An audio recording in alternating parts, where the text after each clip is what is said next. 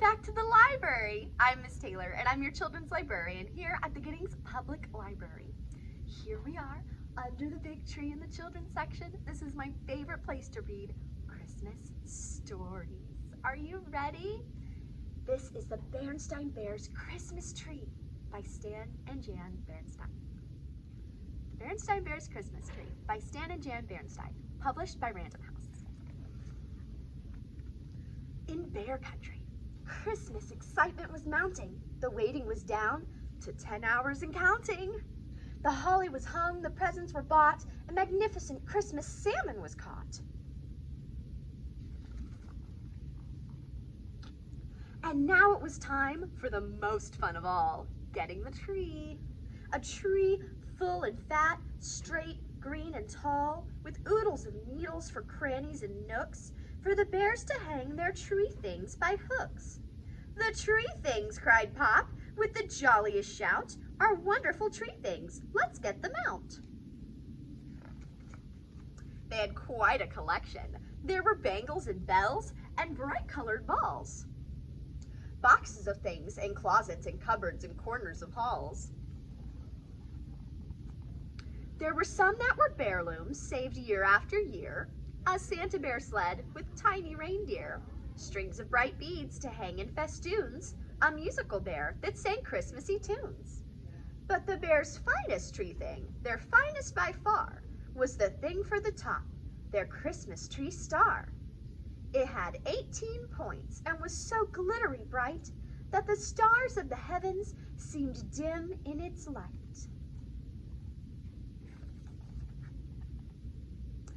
What an array! What a display! Papa Bear bragged, quite carried away. What a grand and glorious sight it will be when we hang all this stuff on our Christmas tree. Why, bears will come from far and near to see how Christmassy we are. Why, bears will come from near and far to see how Christmassy we are. So all the bears needed now, don't you see, was that they needed now was the tree. So all the bears needed now, don't you see, all that they needed now was the tree. A tree straight and tall, fine, full, and fat. Come, cubs, said Papa, as he put on his hat. Now be sure to dress warmly, said wise Mama Bear. There's more than a hint of snow in the air. And oh yes, by our tree down the road from Grizzly Gus, I am sure he will have the right tree for us. Snow, said Papa, sniffing the air. Not a chance. The weather today will be bright and fair. I always can tell if it's going to snow by a sharp shooting pain in my left big toe. As for Gus and those trees lying in stacks, not for us, Papa said, as he took up his axe. But Papa, said Brother, I don't mean to fuss, but Mom said to buy one from Grizzly Gus. One of those, snorted Pa? Fresh cut indeed. They look more like some overgrown evergreen weed. Now, brother and sister usually did what Mom said, but not Papa. He did whatever came into his head. And a fine fat tree is what came into his head that particular Christmas. No matter what, no matter where, if it means going down to the Panama Isthmus, if it means climbing up to the top of Pike's Peak, I will find it, he said, if it takes us a week. But Christmas, said Sis, is just hours away. We must find our Christmas tree today. But Pop didn't hear. By now, he was really quite carried away. He was forgetting something that day. That Christmas is more than show and display.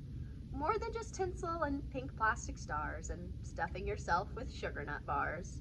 There was something important that he was forgetting. Christmas is forgiving. It isn't forgetting. This was a time to be thinking of others, mamas, papas, sisters, brothers.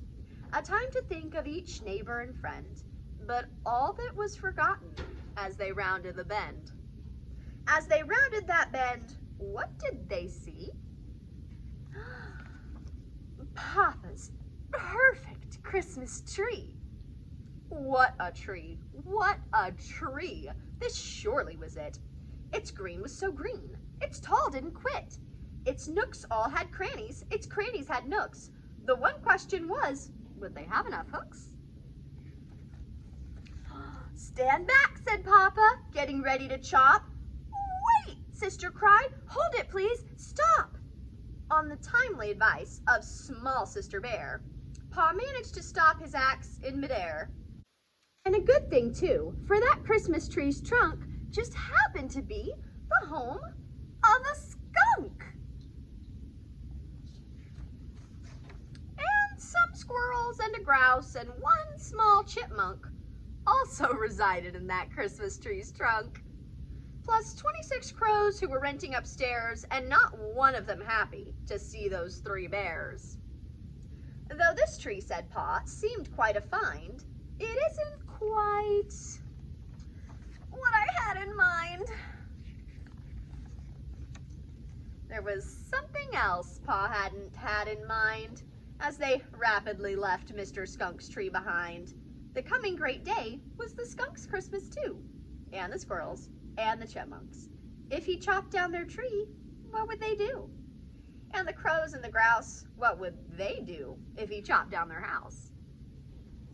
Where would they have their holly and bells, their Christmas goodies, their Christmassy smells? How would they enjoy their Christmas feast? But such questions as those did not bother Papa, not in the least. His head was so filled with his bangles and bells, his bright-colored balls, his tree things stacked up in closets and halls, that there just wasn't room for anything more. Onward he cried, and the bears pressed on with their Christmas tree chore. We will find the right tree. We can and we will. I will ford any stream, climb any hill, go over Niagara Falls on a log, penetrate the impenetrable fog, brave the terrors of sinister bog. We will find the Christmas tree we seek. We will find it, said he, if it takes us a week. But please, said Sister, we must find a tree soon. She's right, Dad, said Brother. It's late afternoon. A tree, cried Papa, fine, full, and fat, straight, green, and tall. And at that very moment, the snow Mom predicted started to fall. Remember, said Dad, a Christmas tree is something we cannot do without, because a tree like that one straight ahead is what Christmas is about.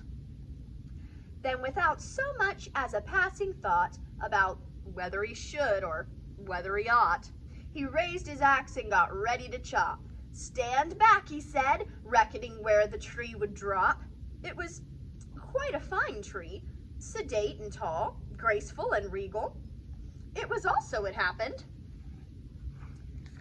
the home of an eagle, and a hawk, and a wolf, and a great snowy owl.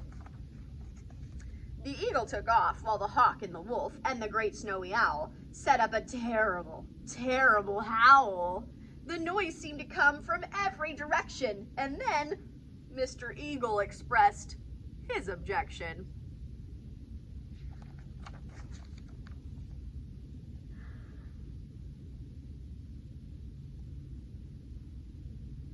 No, that tree back there wasn't quite it. Its green was too green, and it leaned a bit. It wasn't quite what I had in mind. Come, we still have a tree to find. Completely ignoring Papa's big toe, the snow had become a really big snow. A snow of snows, a blizzard of blizzards. Why, there was snow on the ground up to their gizzards. Up the mountain, follow me. I'll find one soon. You'll see, you'll see. I certainly hope so, said Sister, quite worried. That's right, added Brother. In a snow like this, a bear could get buried. But Papa pressed on with just one thing in mind, the perfect tree he was going to find. Full and fat, he cried, tall and green, the finest tree you've ever seen. Now that is the kind of tree I mean. Hurry, said Sister, chop it down. Yes, said Brother, we still have time to get back to town. But Pop was silent as he looked at that tree, strangely silent. What did he see? What Papa saw through the driving snow was a tiny window within a glow. Pop hardly breathed. He spoke not a word. What he saw through the window was a tiny snowbird, busily trimming his Christmas tree with the help of the members of his family. Their tree was a twig decorated with seeds that the tiny snowbirds had collected from weeds. And for the first time that day, Papa saw Christmas in a different way. Maybe it was the tiny twig tree, or maybe the seeds that helped Papa see the other guy's needs. But whatever it was, Pa shouldered his axe and spared the tree. He remembered what Christmas is really about. He'd had it all backward and inside out. This, said Pop, with a far-off Christmassy look in his eye, is a time to think of the other guy. A time, he continued, to be thinking of others. Mamas, papas, sisters, brothers, nature's creatures, great and small, fellow creatures, one and all. But Papa, said Sis, what about our tree? The tree for our bells, our bright-colored balls. Yeah, added Brother, and all that stuff in our closets and halls. No problem, said Pa. There's no need to fuss. We'll go back and buy one from Grizzly Gus. Grizzly Gus, both kids said together, after that trip and that climb in this weather. Don't bother me with questions, said Pop. Then he found an old stump and he started to chop. And quick as a flash, there were 3 pairs of skis. Here, Papa said, slip into these. So Pop and the cubs put on skis and went back for one of old Grizzly's trees. But when they got back to the Christmas tree lot, the lot was still there, but the trees were not. Only a sign saying sorry sold out and some tired old needles lying about. When Sis saw those needles, well, she thought she might cry. But then something wondrous caught her eye. Look, she shouted. Somebody has decorated our house. And somebody had. The chipmunk, the skunk, the crows and the grouse, the eagle, the owl, and all of the others, and quite a few of their sisters and brothers, were returning the kindness Pa showed those snowbirds. The bears, they were speechless. They just had no words. All of the bears' tree things were there. The bangles, the bells, the musical bear, the Christmas tree star, the Santa bear sled. Why, everything's shining, Sister suddenly said.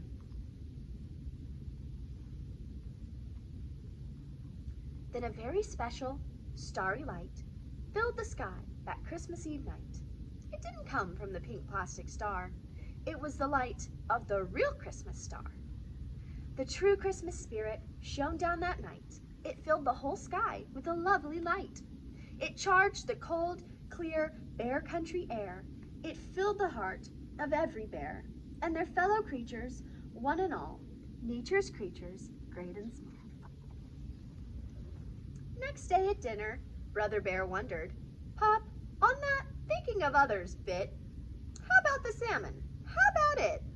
Your remark, said Papa, shows wit and perception, but in the case of the salmon, we'll make an exception. Thank you for joining me under the Christmas tree today. If you need something special for Christmas at home, don't forget to come check out Christmas books and movies at your library. We're giving out popcorn and hot chocolate to take home and enjoy with your Christmas entertainment. I'll see you back here tomorrow for another Christmas story time. Good night.